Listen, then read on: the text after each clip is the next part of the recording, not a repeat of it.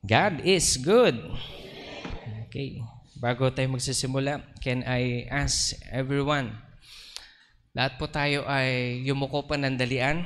Sabihin natin sa Panginoon, Panginoon, ngayong umaga, sabihin niyo, Panginoon, ngayong umaga, inaalay ko ang aking buhay sa inyo. Tinatanggap kita bilang aking Diyos at tagapagligtas. Patawarin niyo po ako, Panginoon, sa aking kasalanan. Baguhin niyo po ako ngayong umaga.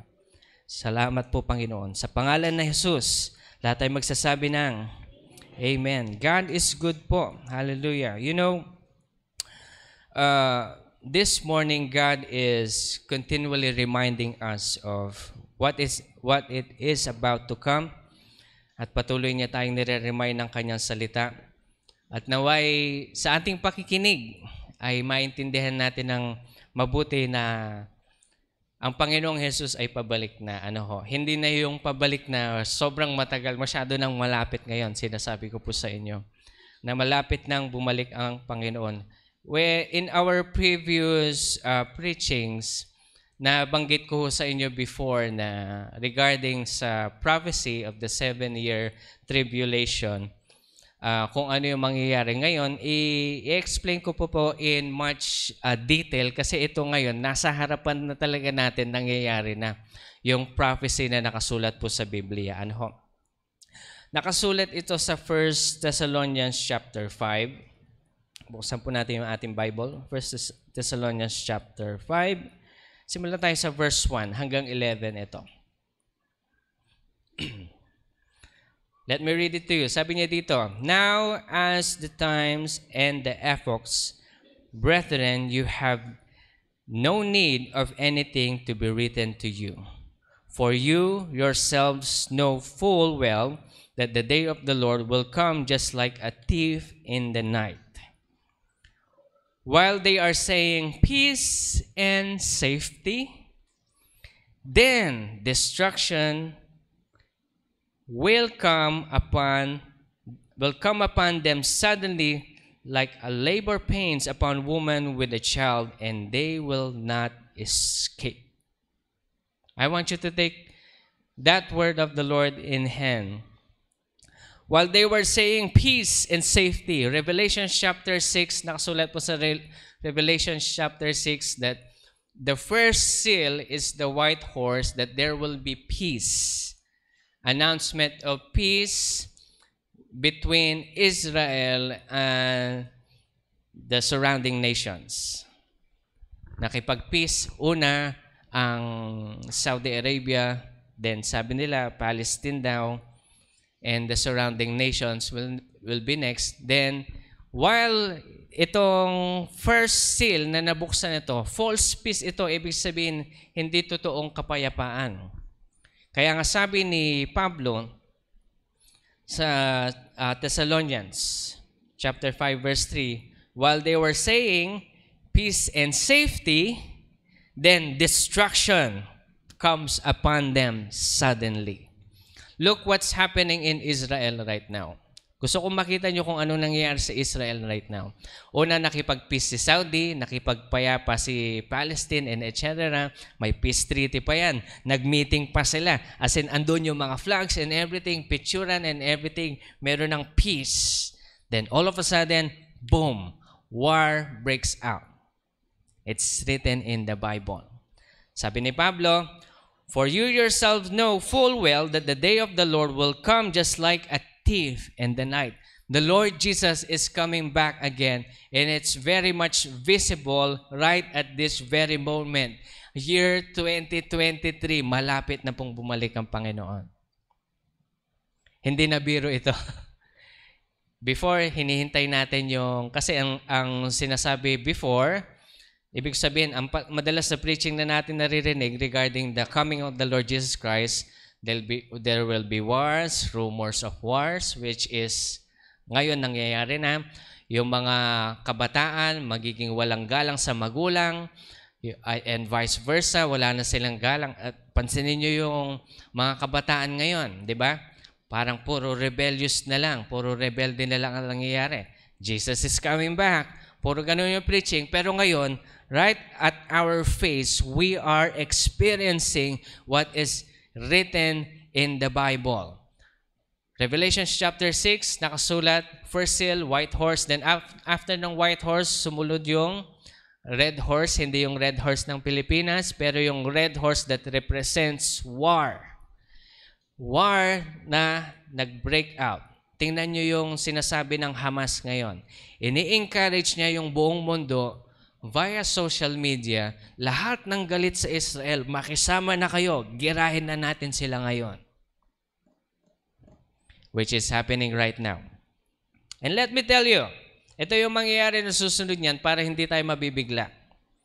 Ito yung mangyayari yan. Kasi madaming revelation na nakasulat sa Bible, nakasulat yan sa Thessalonians, sa Isaiah, sa Daniel, basta, all over the Bible. Okay? Pero hindi ko na siya bubuin kasi uubusin ko yung oras sa kaka-explain. But, let me give you a summary kung anong mangyayari sa susunod niyan. Ngayon, si Hamas, sinasabi niya kay Hezbollah, sali ka na kasi north-south sila eh. Sali ka na, girahin na natin sila. And then, sabi ni Iran, susunod si Iran, at sabi ni Iran, suportahan mo kami, Russia. Susunod si Russia. And then yan, kung papansin nyo, yung Euphrates River ngayon, nagda-dried out, na nakasulat din sa Bible, na kapag nag-dry na yon, river yun ha, pag nag-dry na yon, doon magmamarcha ang China papunta sa Israel. The whole world is going to be against Israel. At kapag nangyari yon, ayan na. Anong mangyayari niyan, Pastor? Di mapupulbos ang Israel. That's what most people will think, na wala ng chance ang Israel. But the moment na wala na sang chance, doon darating si Lord. Doon darating yung help, yung miraculous moments. Alam niyo ho ba na ginera na ang Israel ng surrounding nations, ng Egypt, ng Lebanon, ng Jordan, ginera na sila. But natapos ang war after 6 days. Because merong mga testimonies ng mga kalaban nila, bakit may mga malalaking tao na nakaputi sa kapaligiran ng Israel. Sino ang lalaban doon na kahit na yung mga tangke walang laban doon. They are seeing angels right before their eyes. Kaya nga madami rin nakakilala kay Kristo simula ng mga araw na yun. Nakita nila kasi na totoo na yung protection ng Diyos ay nasa Israel. Kapag naagarabyado na ang Israel ngayon, doon darating si Lord. Poprotektahan niya for the meantime. Kasi Israel has to, imagine niyo to, no? Kasi they have been in the desert for how many years? Ilang years sila nandoon, 40 years, para mabago yung puso nila. Now, the reason that's why they are going into such tribulation, the world is going up against them, is because they need to change. Hindi pa nila tinatanggap na dumating na si Jesus, ang Messiah. Ang hinihintay pa rin nila yung Messiah na unang pagdating. Pero dumating na si Jesus, tama po ba? At babalik na siya muli. Okay? Dumating si Jesus, ang yung unang pagbalik ni Jesus is to become a servant, a sacrifice for all of our sins at the cross of Calvary.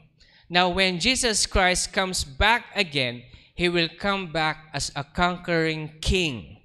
Hindi na siya yung, okay ka lang. Hindi na siya yung, no. We will come to Him as a king, bowing down at Him. He will conquer the world as king, mighty. Yun na yung pagbalik ni Jesus. Kaya ang sabi ni Jesus, ang sino man ang sa akin, siya lang ang makakauwi. Makakabalik sa langit. Kaya tatanungin ko ang bawat isa sa inyo, tinanggap niyo ba si Jesus bilang inyong Diyos at tagapagligtas? Kanina nanalangin tayo, nagpray tayo, kapag sincere kayo, sinabi niyo, Lord, patawarin niyo ako sa aking kasalanan. Tinatanggap kita bilang aking Diyos at tagapagligtas. Lord, hindi ka lang propeta, ikaw ang anak ng Diyos. Sabihin natin yan kay Jesus. Okay? So nakikita niyo ito, malapit nang dumating si Lord. I'm telling you, hindi na ito yung medyo long years or maghihintay ka pa hanggang sa tumanda ka. No, it's happening right now in our face. Kaya kapag hindi ka pa maniwala, hindi ko na lang alam. Pag hindi ka pa nagbago ngayon, right at this very moment, hindi ko na lang alam kung kailan ka dapat magbago. Dahil kapag dumating na si Lord, ang sound ng trumpet, only those who belong to the Lord Jesus Christ will hear. There will be a sounding trumpet so loud that only the Christians and those who believe that the Lord Jesus Christ is the Son of God and who have received Him as their Lord and Savior will be able to hear that trumpet. Pag hindi nyo narinig, maiiwan kayo. All of a sudden, halimbawa, ito ngayon, nandito tayo ngayon. Yung mga babies natin, sure ball yan. Kasi hanggat hindi pa sila umaapak sa 12 years old at naiintindihan na nila yung tama at malit, alam nyo po, sigurado yan, kapag dumating si Kristo, boom, mawawala yan sa harapan ninyo. Makikita nyo na lang mga damit nila na nakalaylay. Akala nyo nakidnap, akala nyo inagaw, o anuman. No, the Lord took them because they are innocent. How about us? How about us na naiwan dito? Kaya ngayon, kapag ang bawat isa sa atin, kailangan natin maintindihan na si Jesucristo lang ang tanging daan papunta sa Ama. Sabi ni Lord, I am the way, the truth, and the life. No one comes to the Father but through me. Without Jesus Christ, we cannot go in heaven. Because no good works, hindi natin pwedeng tapatan ng good works dito sa mundong ito ang ating salvation. Ang salvation natin nanggagaling lamang kay Jesucristo. Kaya tatanungin ko ang bawat isa, naniniwala ka ba kay Jesus bilang inyong Diyos at tagapagligtas? Tanggapin po natin si Jesus sa araw-araw nating pamumuhay. So, these signs are the signs that the Lord Jesus Christ is coming back again. And what are we supposed to do as Christians? O sabihin natin, as bride of Christ. We are the bride of Christ. Ano yung gagawin natin habang naghihintay? Hindi kasi ito yung, Pastor, darating na rin si Jesus. Huwag na tayo magtrabaho. Huwag na nating intindihin yung buhay. Hindi ganon. God has given you the responsibility of your family. Take care of your family still. Gawin mo pa rin yung trabaho mo. Gampanan mo pa rin yung panawagan mo dahil doon ka tinawag ng Panginoon. Dahil hindi pa naman siya darating right at this moment. Okay? Pero ito kasi yan eh. Meron kasi mga debate. Bago pa man mangyari yung 7-year tribulation, bigla na lang mawawala ang mga Kristiyano. Pero nagsimula na yung 7-year tribulation, pero nandito pa rin tayo. Hindi kaya naiiwan tayo? No. It's because we don't know when within this 7-year tribulation will the Lord Jesus Christ take those who belongs to Him. Uumpisang kukunin ni Lord yung mga namatay na. Yung mga namatay na at tinanggap si Jesus bilang ang Diyos at tagapagligtas sa kanilang pagtulog sa kanilang mga graveyards, the Lord will capture them and will give them a new body. An eternal body. Okay? Ibig sabihin, yun na yung forever 30 years old. Lahat tayo pagdating natin sa langit, 30 years old tayo lahat. Kaya yung mga age 50, age 70, bigla na lang kayo magtataka, Hoy, bumata ka, gumapo ka, ang kinis ng balat mo. Siyempre, there will be no sickness, no more pain when we come back to the Lord Jesus Christ. Amen? So yan, ano ba yung pwede natin gawin? Okay? Ano ba yung dapat natin gawin habang tayo ay naghihintay sa pagbalik ni Jesus? Okay? Basahin natin sa 1 Thessalonians chapter 5 verse 6. Sabi niya dito, So let us not sleep as others do, but let us be alert and sober. Let us be alert and sober. Sa Tagalog, laging maging handa at malinaw ang isip. Malinaw ang isip patungkol sa katotohanan ng salita ng Diyos. Yes, we must go through life, continue to work, live, and care for our family, and wholeheartedly build the kingdom of God na hindi tayo titigil hanggat tayo ay humihinga. Lahat ho ba ay humihinga dito? Lahat ng humihinga magsabi ng, okay, madaming humihinga. Huwag po kayong malalagutan ng hinanga ngayon para tuloy-tuloy ang service natin. Wala pa si Lord. Chill lang kayo. Okay? Padating na.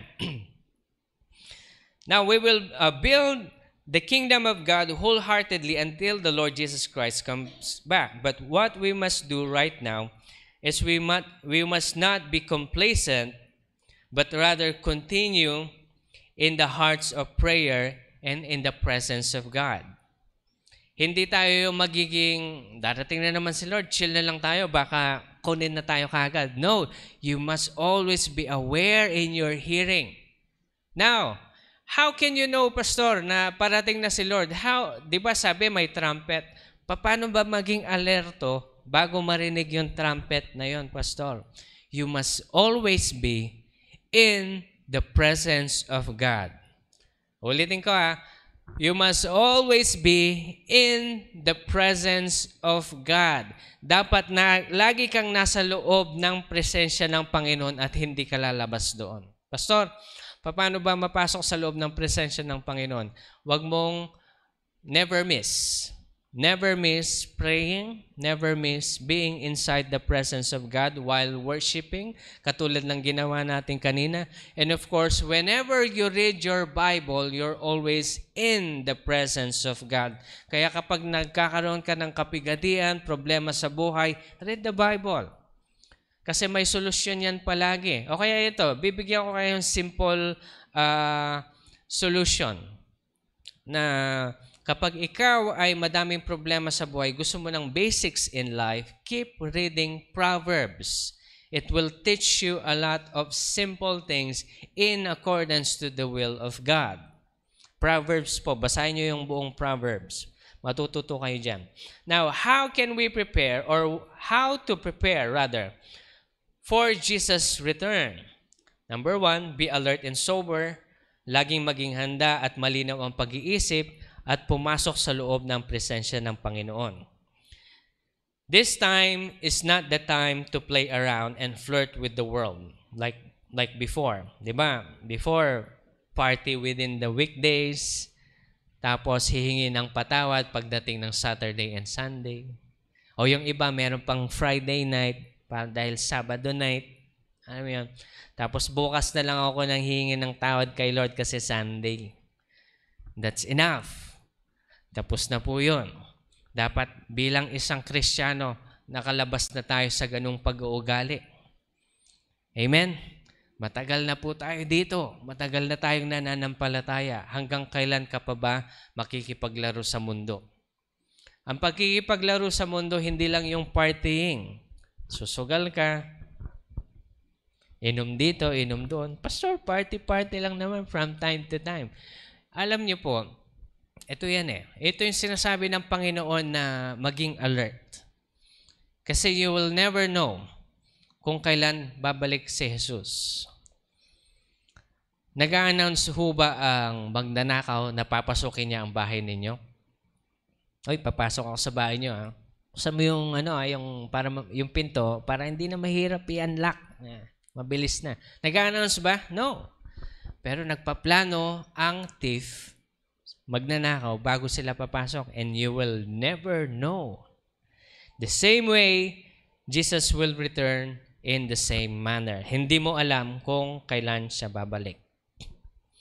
So this time is not the time to play around and flirt with the world. Kailangan natin maging handa because you'll never know when will Jesus come back.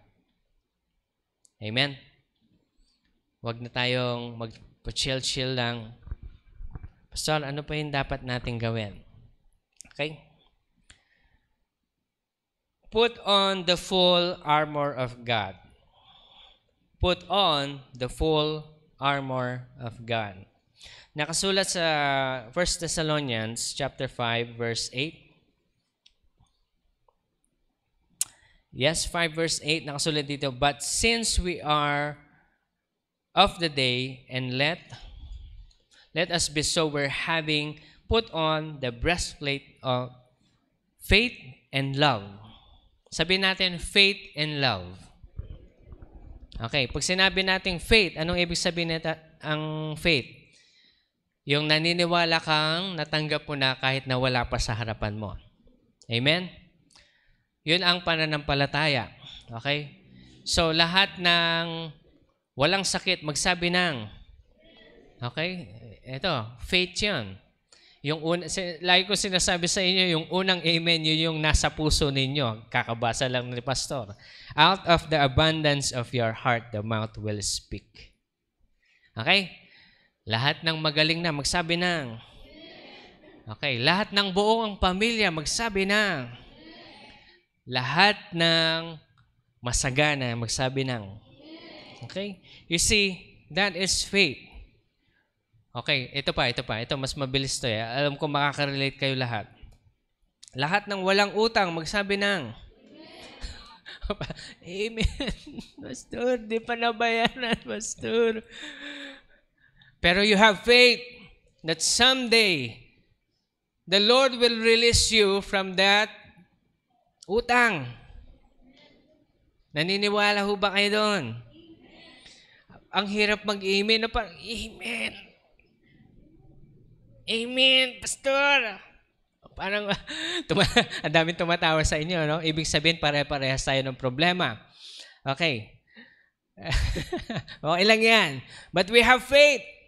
Now, ito yung sinasabi sa Biblia, na be alert, na yung may problema tayo, pag kinain ka ng problema mo, halimbawa, yung kinain ka ng problema mo sa utang, hindi mo alam kung saan ka kakapit, bigla kang kumapit kay 5-6. Hindi faith yun. Kasi kumapit ka sa tao. Pastor, anong gagawin ko? Ibig sabihin ba, Pastor, wala na tayong gagawing paraan? Hindi. Magtiwala ka sa Panginoon.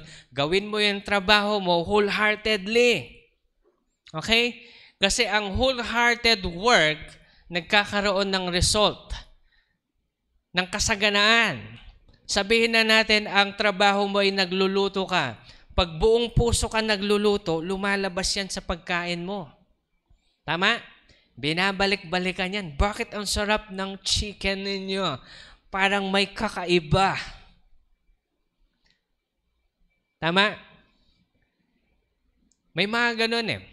Alam niyo ho ba, just in case you don't know, sidetrack tayo ng konti. Yung mga witch, pag kinakurse nila yung pagkain, kaya huwag kayo basta-bastang tatanggap ng pagkain sa hindi nyo kilala, no? Kasi hindi natin alam, lalo na sa Amerika ngayon. Naku, ang gulo sa Amerika ngayon. Yung mga witch, they are putting curse inside their food. Not only physically, but also in their spiritual aspect. May spiritual aspect ba yun, Pastor? Oo. Pansinin niyo mabuti.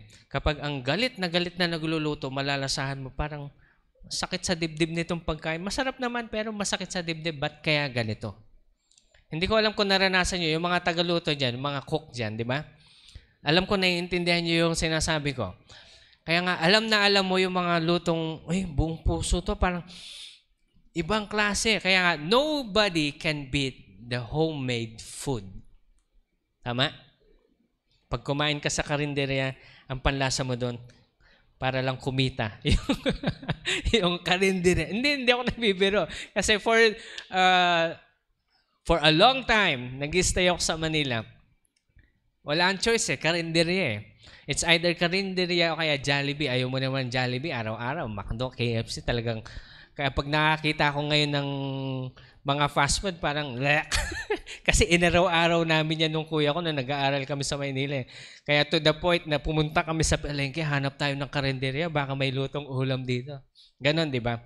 Pero pag lalasahan mo yung homemade, iba talaga pag uwi mo sa bahay, iba yung homemade. Kasi gawa with a heart full of love. Tama? That's why you do your work wholeheartedly as if you are doing it for the Lord. Amen? Ginagawa mo yung trabaho, tapos makikita mo yung result. Mapopromote ka. Bakit ka kayo na-promote? Kasi hindi maintindihan ng boss mo. Bakit ang ganda ng gawa mo? Okay? Amen po ba? Hindi dapat tayo titigil sa ganon. And of course, kapag ito po yan let me just remind you, kapag napapurihan ka, at in-acknowledge ka na maganda yung gawa mo, huwag aakit sa ulo mo yan. Kasi una sa lahat, hindi galing sa iyo. Galing kay Lord. Without the Lord, hindi mangyayari yan. Paano ka nagiging proud? Kapag ikaw ay napapurihan, naging proud ka na, sasabihin mo na okay lang na malate. No! You do your work like you're doing it for the Lord. Gumising ka na maaga, gawin mo dapat. Yung responsibility yan kasi hindi mawawala. Okay, tanungin ko po sa mga magulang. Nawawalan ba kayo ng gana sa responsibility sa anak nyo? Hindi. Gagawa ka ng paraan at tatayo ka dahil alam mo, kailangan na mag-almusal ng anak mo. Sa mga tatay, gigising at gigising ka dahil alam mo, dahil pag hindi ka gumalaw, hindi kakain ang anak mo mamayang gabi. O kaya mamayang umaga o anumang oras kang dapat magtrabaho. Ano ho? We do it wholeheartedly. That's why when we say we have faith, we stay in the presence of God. Amen? When we have faith, we stay in the presence of God.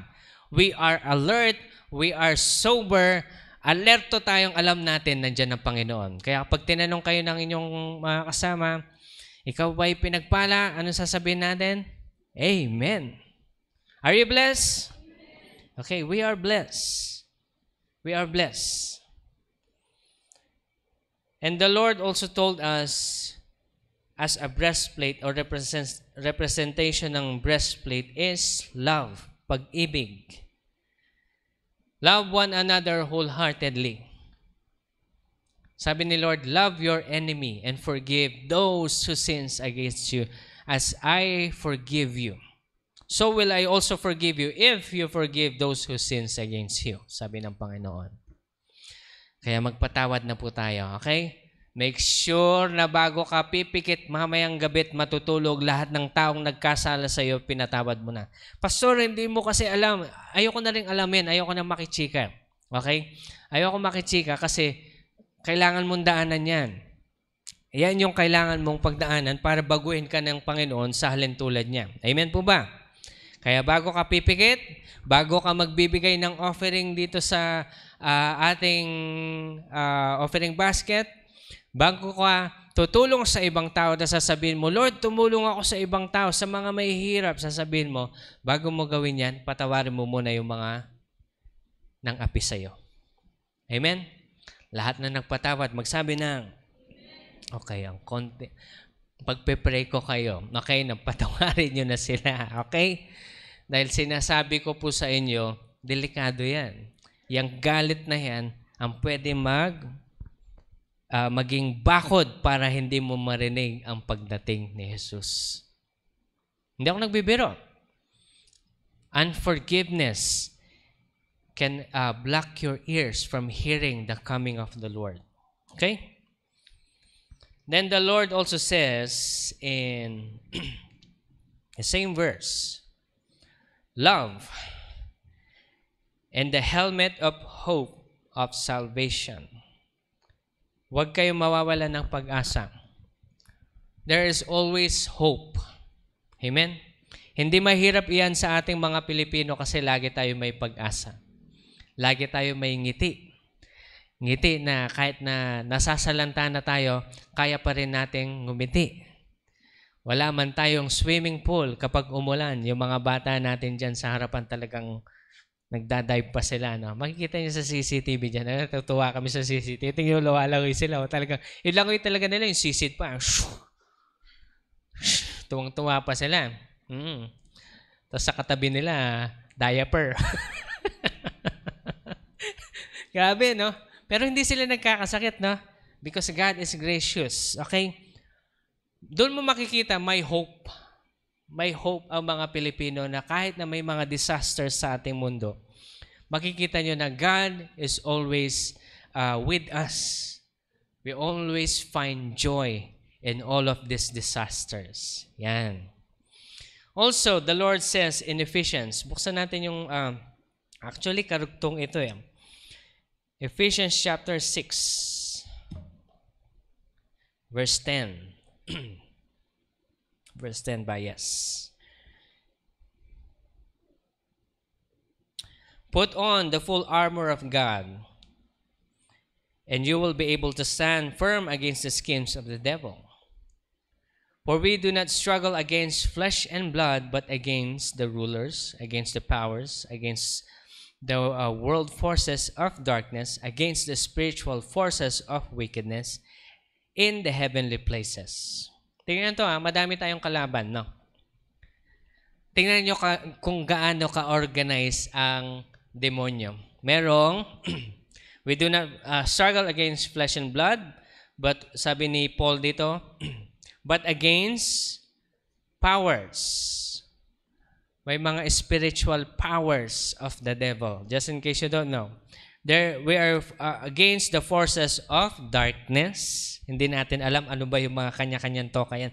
Kasi kung tayong mga Kristiyano, may panawagan tayong fivefold ministry. Meron din mga toka-toka ang mga demonyo. Alam nyo bang mas organized pa sila kaysa sa atin? Kaya nga sila nagtatagumpay sa mga ibang bansa eh. Organize ang mga demonyo. Kaya nga dapat we must be aware, dapat gumawa din tayo bilang mga Kristiyano. Yes, mas matatalino sila kaysa sa atin, but Jesus, the Spirit of God, lives inside us. Not by power, not by might, but by the Spirit of the Lord. We can do all things through Christ who strengthens us. Amen? O ano pa yung organization na? Forces of darkness against spirit. Iba pa yung spiritual forces of wickedness in heavenly places. Sabi ng Panginoon, therefore, take up the full armor of God that you will be able to resist the evil day, and having done everything, to stand firm. We must have, if you will read the full verse, we must wear the belt of truth. Ano yung truth natin? This is the only truth that we must believe. The Word of God. Pag hindi nakasulat sa Bible, huwag niyong paniwalaan. Ano yung, alam ko ngayon, medyo nag-fade na yung mga pamahiin. Na sinabi nila kapag nagwalis ka sa gabi, anong tawag nila doon? Pinapalayas mo daw yung hindi na alam ng mga kabataan. Praise the Lord. Okay? Pero yung mga, ewan ko lagi nire-rewind ako kahit yung lola ko noon eh. Kaya nung nalaman ko na yung Bible, Mami, hindi naman nakasulat sa Bible yan. Huwag kang magwalis sa gabi, mawawalan tayo. Mami, hindi naman nakasulat sa Bible yan. Ayaw mong maniwala. Sabi yan. Mga ganun, pamahiin. But, it's because yun na yung naging, tawag mo nila dito, naging kaugalian na nila ng mga matatanda na hindi na nila maalis. Pero itong mga next generation, mas naintindihan natin ngayon, ang katotohanan lamang ay nakasulat sa Bible. Amen? Hindi sa TikTok. Hindi sa social media. Huwag tayo basta-basta maniniwala. Sinabi na, gamitin nyo itong sabon na to. Ito'y kakaputi, etc. Tapos yung model nila, maputi na talaga. Kalokohan na yun eh. Okay. Kalokohan na yun. Kaya mas naniniwala ako dati, talagang papakita nila yung mga picture nila talagang, ito yung itsura ng mukha nila. Ano talaga ako, burugin yung mukha ko. Pero nung ginamit ko to, totoo ba yan? Hindi mo alam eh kung ano yung hindi totoo sa ano. Pero ang only truth that we should believe is the Word of God. Amen? Okay. Pastor, saan ba ka makakita ng skincare sa Word of God? No. If you stay in the presence of the Lord, God will renew your strength. God will renew your strength. The Word of the Lord is health to all their flesh and strength to their bones. Nakasulat sa Bible yan. Kaya kapag medyo humihina-hina ang iyong buto, sabihin mo, the Lord is my strength. The Word of God. Paano ka lalakas? Magbasa ka lang ng Bible. Meron ding medical explanation yan. Bakit yung mga may pananampalataya, mas tumatagal ang buhay kaysa sa mga walang pananampalataya. Because there is hope. If you have hope, meron tayong pag-asang tinatawag na kung saan nananatili ka pa rin sa presensya ng Panginoon. Kaya wag darating ang panahon na wala ka ng pag-asa. Okay? Meron ho ba kayong pag-asa sa buhay? May pag-asa ho ba kayong mababayaran nyo yung utang nyo? Ayan, di ba? May pag-asa ho ba kayong gagaling? Di ba? Lahat tayo may pag-asa. Wag niyong ibabaliwala ang Panginoon dahil mahal po tayo ng Panginoon. Sabi ng Panginoon, wear the breastplate of righteousness, let be righteousness be your word. Katuwiran. Katuwiran na naaayon sa salita ng Panginoon. And also for your feet of peace. Lagi kang merong kapayapaan. Kapayapaan sa puso mo at kapayapaan sa mga nakapaligid sa iyo. Hindi ka madaming kaaway. Kaya nga sabi ng Panginoon, patawarin mo na sila. Pastor, ayaw nila akong patawarin. Okay lang kung ayaw ka nilang patawarin, basta ikaw, nagpatawad ka na. Okay? Kapag ginagawan ka ng masama, lutuan mo. Okay. Ibig sabihin, lutuan ninyo, bigyan nyo ng pagkain. Naalala ko noon si Mama Dang. Hindi ko maintindihan. Itong taong talagang laging sinisiraan siya. Talagang maliit pa ako noon, naririnig ko talaga na pag nakikimarites ako doon sa sinisiraan nito yung nanay ko, sabi ko. Sinumbong ko kay Mama. Ma, itong taong to, ba't ganyan yan? Sabi, yan mo lang, sabi niya. Tapos nakita ko nagluluto siya. Binigay niya pa doon. Inaaway kayo. Bakit binibigay? Anak, nakasulat sa Bible yan. Hindi ko maintindihan. Pero sa kakaganon ni Mama, eventually, napaamo niya. Tinanong ko si Mama, hindi mo ba nilawayan yan, Ma? Umamo sa'yo bumait bigla.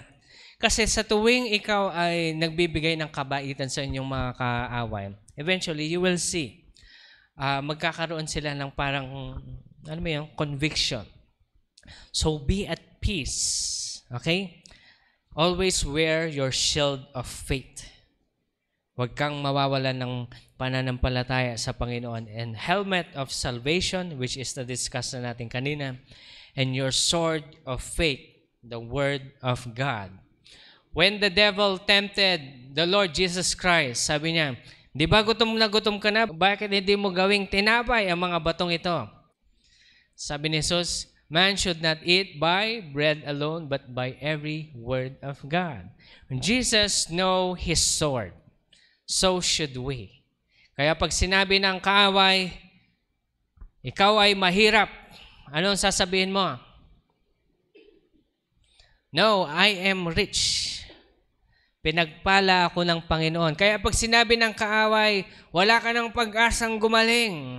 Ano sasabihin mo sa kaaway? By His wounds, I am healed. Amen? Know the word of God and you will be saved. Okay? Now, ito yung kailangan natin din maintindihan. In life,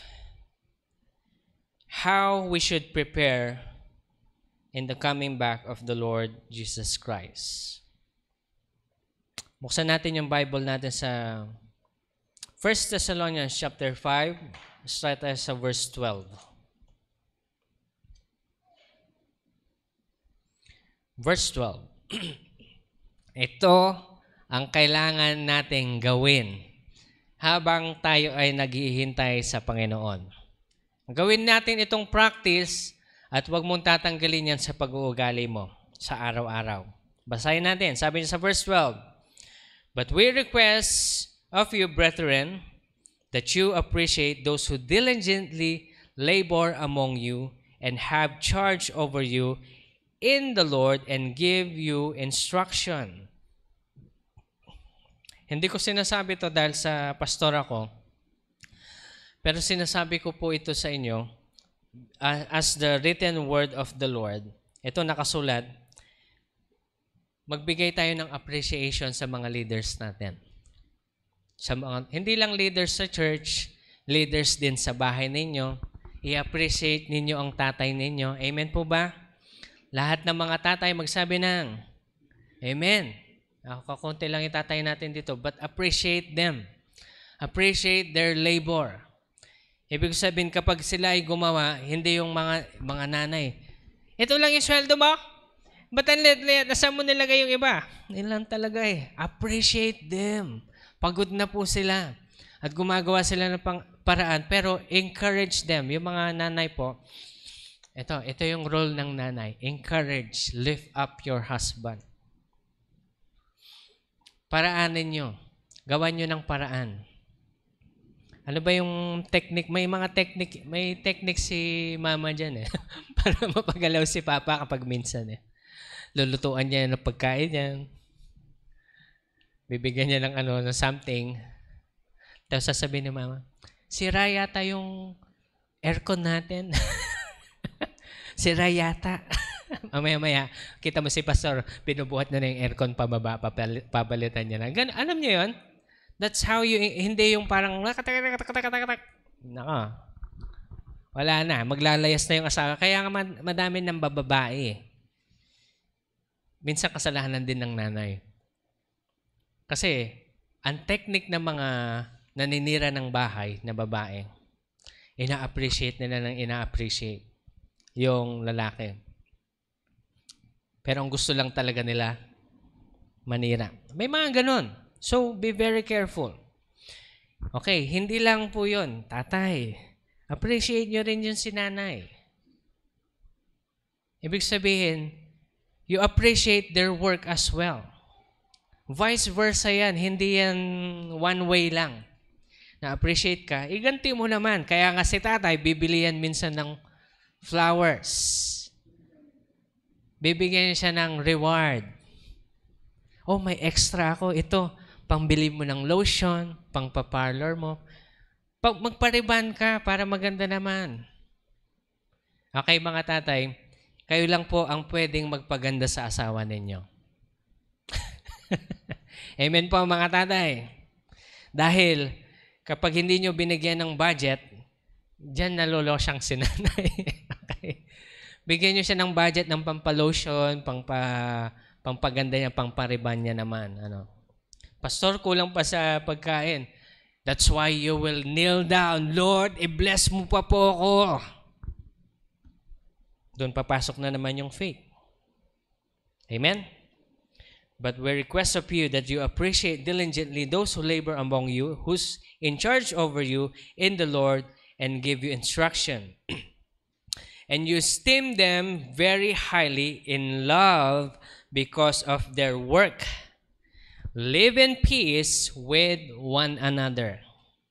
Kapag may nag-away, magsorihan ka agad. Huwag niyong hayaan lumubog ang araw na nag-aaway-away pa rin kayo. Usong-uso yan sa family ng mga Pilipino, yung mga toxic, yung kampi-kampihan. Stop that. Amen? Wala na tayong, magkakapatid tayo sa family natin. Isa tayo. Amen po ba? Wala yung kampi-kampihan. Kampi si ate, kampi si nanay, sa kasi Walang kampi-kampihan, iisa kayo. Dahil kapag nagunaw ang mundo, kayo-kayo rin ang magtutulungan. Tama? Huwag nyo nang hayaang mangyari yon.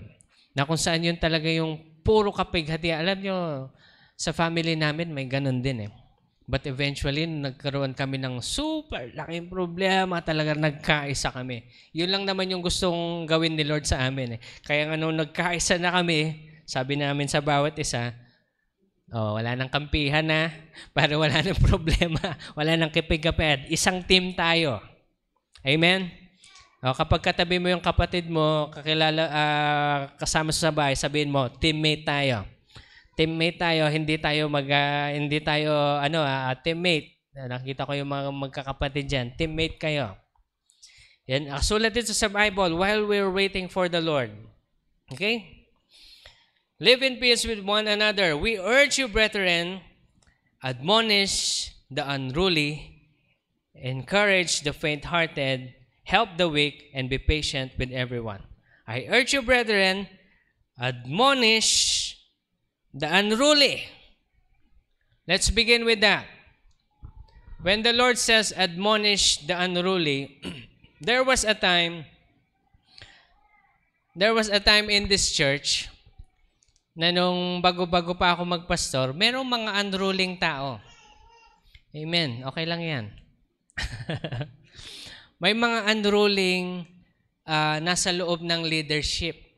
Lagi ko nga sinasabi kasi nung nilagay ako ni Pastor Jan, saka ni Mama Dang sa pagpapastor, tinatanong ko sila palagi, ba't nasa leadership tong taong to? Hayaan mo na. Sabi, hindi. Sabi ko, dapat wala sa leadership to. Magulo to. Parang siya na yung pastor, sabi ko.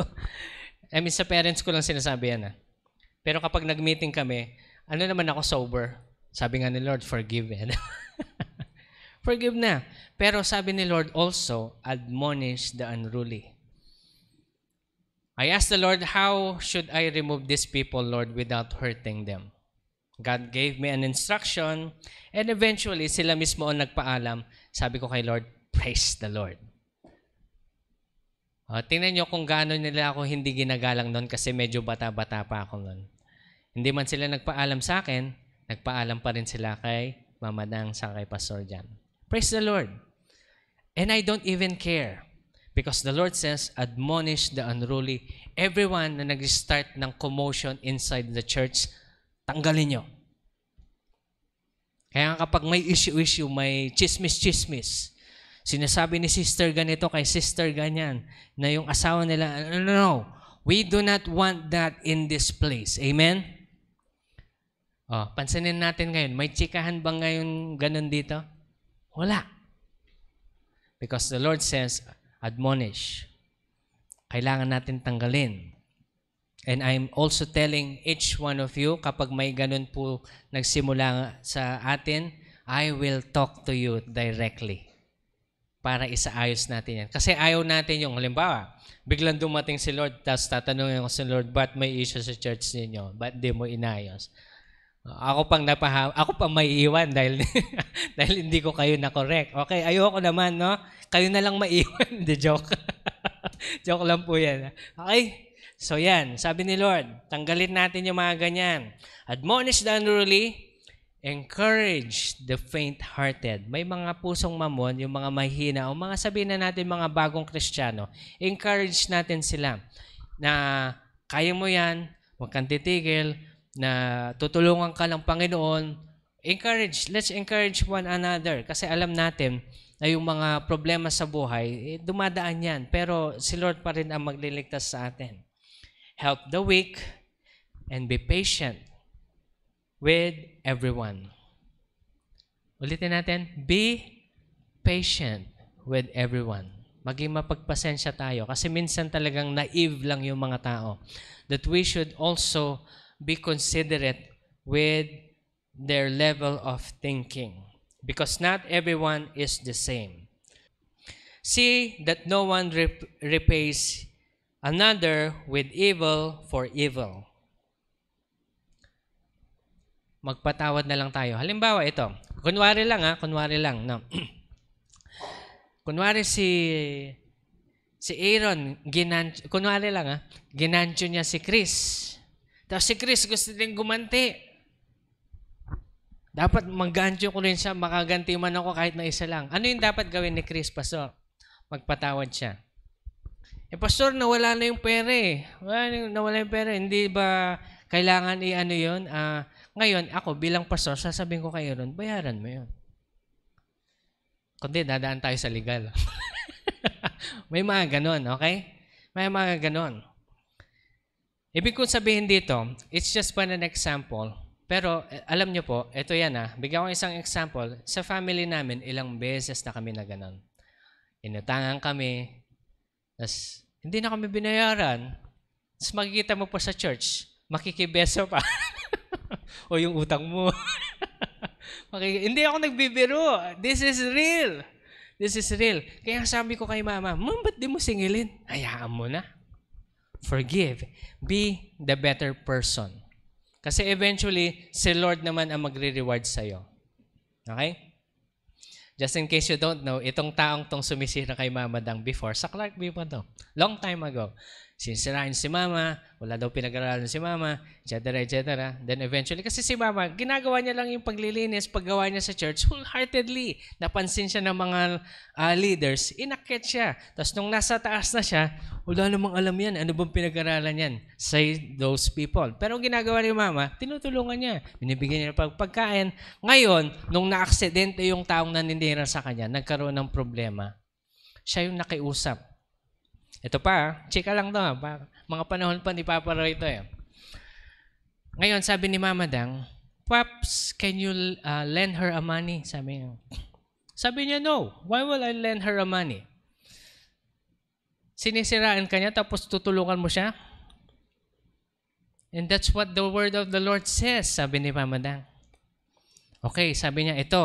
Sabi ni Papa Roy, ibibigay ko to sa'yo. That's yours. Ito yung pera, sabi niya. Pero, kung ibibigay mo sa kanya, it's up to you. Yun yung sabi ni Papa Roy. Alam naman natin si Mama Dang, binigay niya ng buo. Pam! Nakapag pa-opera and etc. Gumaling and all, sabi nila, babayaran nila someday. Pero hanggang ngayon, pikit mata. Pikit mata na lang, no? Wala lang bayad-bayad. Pero si Mama Dang kasi wala na sa kanya yun. Wala na sa kanya yun. Ang hirap matutunan nun. Kaya nyo ba yun? Yung forgiveness na ganon? Diba? But the Lord says, and God is telling us to do the same. Be patient with everyone. See that no one pays evil with evil, but always seek after which is good and for good for one another and for all people. Verse 16, rejoice always. Maging masaya lang kayo palagi. Pray without ceasing. In everything, give thanks, for this is God's will for you in Christ Jesus. Sabihin natin, rejoice. Magpakasaya ka lang. Hindi naman mahirap sa mga Pilipino yan. Masaya naman tayo palagi, di ba? Sandali lang tayo malungkot, pero mamaya masaya na tayo ulit. Okay? So always rejoice. Kapag may problema tayo, manalangin lang. Verse 19, do not quench the spirit. Anong ibig sabihin ng quench the spirit, Pastor? Kapag may leading sa'yo ang Diyos, sinabi ng Panginoon na gawin mo ang isang bagay, gawin mo wholeheartedly. Tinawag ka ng Panginoon bilang magpastor, mag-aral ka ng salita ng Diyos. Tinawag ka bilang isang guro, huwag ka lang basta magtuturo, pero mag-aral ka rin ng mga bagong bagay. Kasi yun ang pagiging teacher. Kapag tinawag ka ng Panginoon na maging evangelist, go and beyond. Mga luluwa ka and reach for the lost and bring them here in church. Kaya nga, medyo natutuwa ako sa mga nagdadala ng mga bagong tao natin ngayon. I appreciate you and God appreciates you with this kinds of gesture because you are bringing soul into the kingdom of God. And God really appreciate that. Okay? Just in case you don't know, gustong-gusto yan ng Panginoon. At meron kang korona sa langit pagdating mo. May reward ka sa langit pagdating mo. Amen? Pastor, ba't di na lang ngayon? Okay, let me repeat that. May reward ka sa langit pagdating mo. Everything that happens in the spirit will manifest in the physical eventually. Amen? So just wait and you will see your blessing here on earth after you accumulated your blessing in the heavens. So quench not the spirit. Do not despise the prophetic utterances. Kaya pag may revelation si Lord, tanggapin lang natin at gawin natin since we are here. Pero, examine carefully and hold fast which is good, abstain from every form of evil. This is what we need to do. Now, people of God, this is what I want you to do. When you come back home tonight, sa inyong mga bahay, ang meditation po natin, itong 1 Thessalonians chapter 5, 12 hanggang 22. Keep that inside your heart. Because this is what we are supposed to do while we are waiting for the coming back of the Lord Jesus Christ. Tatanungin ko ang bawat isa, handa na ho ba kayong umuwi sa langit? At sinasabi ko lang dito, handa na ba tayo makasama ulit si Jesus? He is coming back very soon. And when He returns, we must be ready. So we must practice this Christian conduct. And next time na magpe-preach po ako ulit, kasi ito yan andun pa rin tayo sa ilalim ng how we should prepare when before the Lord Jesus comes back. Ano yung mga kailangan natin gawin? First is be alert and sober. Second, practice Christian conduct, yung binasa natin kanina sa Thessalonians. And of course, sa number 3, know your land. Your land's calling. Alamin mo ang panawagan. In our case, alamin mo ang panawagan ng Pilipinas. May panawagan ng Pilipinas, pero hindi muna natin i-discuss yun ngayon kasi oras na. Ano ho? Now, I want everyone, let's all stand in the presence of God.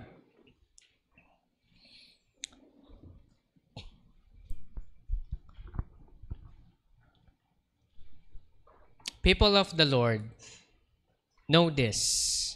Jesus is coming back. The evidence is so vivid. Kitang-kita na natin yung evidence ngayon. Hindi na tayo pwedeng hindi siguro.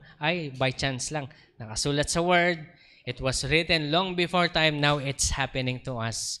We must be ready. At maging handa ho dapat ang bawat isa sa atin. At ngayon, kailangan lang natin mamuhay ng naaayon sa salita ng Panginoon para tayo ay manatili sa loob ng Kanyang presensya. Okay, uulitin ko po, huwag kayong lalabas sa presence ng Lord. Always be in the heart of prayer wherever you go. Always acknowledge the Lord sa mga blessing na natatanggap nyo. Always rejoice kapag may problema tayo dahil yun ang kagustuhan ng Panginoon. Okay? Now, before we start praying, I want you to remember all of the good things that the Lord has done with you in these past months ng 2023. Isipin niyo po, yung blessing, how God provided, yung healing, and all of the things that God has restored upon your family. Nagkabati na kayong mga magkakamag-anak, wala na kayong kaaway, you have forgiven each other. You know, remember this, the Lord says, and always rejoice. Can we just thank the Lord? Lord, marami pong salamat.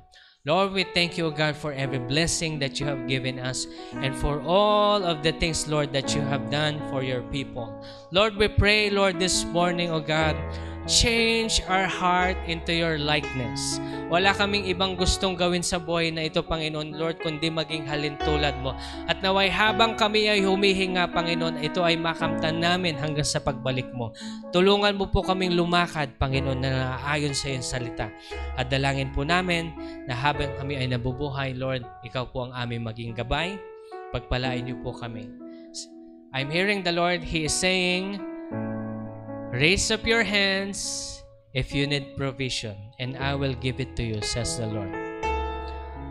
Lord, I pray as these hands all are raised towards you, O God, we have faith that you will provide because this is what you have said in your word. And I'm hearing the Lord is saying and telling me, some of you are planning to start a business. The Lord says, I am going to be with you because you are doing this for me. I will bless you, says the Lord. Sa lahat ng mga nangangailangan na pambayad, na mga kailangang bayaran, ilaw, kuryente, mga kailangan yung bayaran sa mga pagkakautang nyo, sinasabi niyo, Lord, release me from this utang, Panginoon. And the Lord is saying, I will bless you and give you knowledge, wisdom, and how to create wealth, says the Lord, and I will bless you. The Lord is saying to those who are praying for this thing, the Lord is saying and telling you, I will give you wisdom, sabi ng Panginoon, pray and kneel down, and I will reveal to you how you will be out of debt, says the Lord. Thank you, Jesus. Thank you, Lord. Lord, thank you, Lord, for providing. And those who needed healing, the Lord says, just raise up your hand. Kailangan nyo ng healing, sabi ng Panginoon. You need healing. Lord, we cry out to you, O God. Kailangan po namin ng kagalingan, Panginoon. restore our health. Brother Alvin, I'm hearing the Lord is saying and telling you, I will restore your health. Bibigyan kita ng bagong kalakasan na parang 30 years old ka ulit, sabi ni Lord. Ibibigay ko ito because you have been a father twice. You have been a father twice, says the Lord.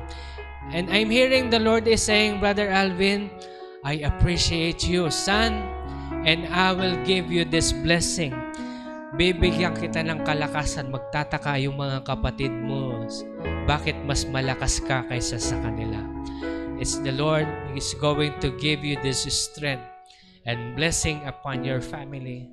And I'm hearing the Lord is saying, sinasabi niya, Brother Alvin, ibibigay ko sa iyo ito dahil you will serve me in the political arena. Very soon, you will serve me because I will bless your household. Pagpapalain ko ang pamilya mo na darating ang punto na hindi ka mangangailangan ng pera dahil payayamanin muna kita bago ka papasok sa politiko, sabi ng Panginoon. This is the promise of the Lord for your family. Lord, we bless your name. We thank you, Lord. And as for the rest of us who are asking for healing, let me pray for you. Father, Lord, let there be healing inside their body right now. Restoration of good health. Even for those who are watching, oh God, lead them, Lord God, into righteousness and restore their health for your glory, oh God. Lord, okay, I'm hearing the Lord is saying, you want me to restore your health, says the Lord. But let it be for my glory, says God. Let it be for my glory. If I restore your health, says the Lord, I'm hearing Him saying, will you serve me, says God. Now I want you to respond to the Lord. You do not respond to me, but you respond to the Lord. Sabihin niyo sa Panginoon, Lord, I want to help. I want to do something for you, pero ikaw po ang magsabi kung ano ang dapat kong gawin, Panginoon, para sa inyo. Lord, i-restore mo lang ang aking kalakasan, and I will serve you wholeheartedly, Lord, in work, in family, in ministry, Lord God. I will do it, Lord, all for your glory. Thank you, Jesus. Thank you, Lord. The Lord Jesus is coming back again. And let me remind each one of you, ikaw lang po na tumanggap kay Jesucristo ang pupunta sa langit kapag dumating si Jesus. Pastor, paano yung asawa ko na wala dito? Paano yung pamilya ko, Lord, na hindi nakakakilala sa inyo? Ito ang masasabi ko sa inyo, ipanalangin po natin sila ngayon. As all eyes close, I want you to remember the names of your relatives, mga kamag-anak niyong hindi pa nakakakilala kay Jesus. Isipin niyo po sila at ipapanalangin natin sila ngayong umaga. Ama, tinataas po namin sa inyo ang bawat kamag-anak namin ngayon na hindi pa po nakakatanggap sa inyo bilang Diyos at tagapagligtas. Ikaw po ang mangusap sa kanila ngayon, and we pray, Lord, na kapag kami inyong kinuha, Lord, sa pagbalik ninyo, naway sila ay madamay din, Lord. Lord, kaya gagawa kami ng paraan para madala sila sa simbahan at manampalataya din sila katulad namin. Pagpalain niyo po kami, Lord, at bigyan niyo kami ng oportunidad para makapagbahagi kami ng inyong salita. Lahat ng may mga kamag-anak na hindi pa nakakilala, just raise up your hand. I will pray for you. Father, you're seeing these hands of your people. I pray that may you anoint these people of yours. Na Lord, ikaw po ang gagawa ng paraan at gagamitin mo po sila para mailapit ang mga kamag-anak, kakilala nila, Lord God, sa inyong kay Jesucristo, Panginoon, para makasama po namin dito sa simbahan. So Lord, we pray, bless them in Jesus' name. Father, we just want to thank you, God, that you have blessed us with many things. And we just want to give you back all the glory and honor and praise. In Jesus' name we pray. Amen and amen. God bless you all po. Magandang umaga po sa bawat isa.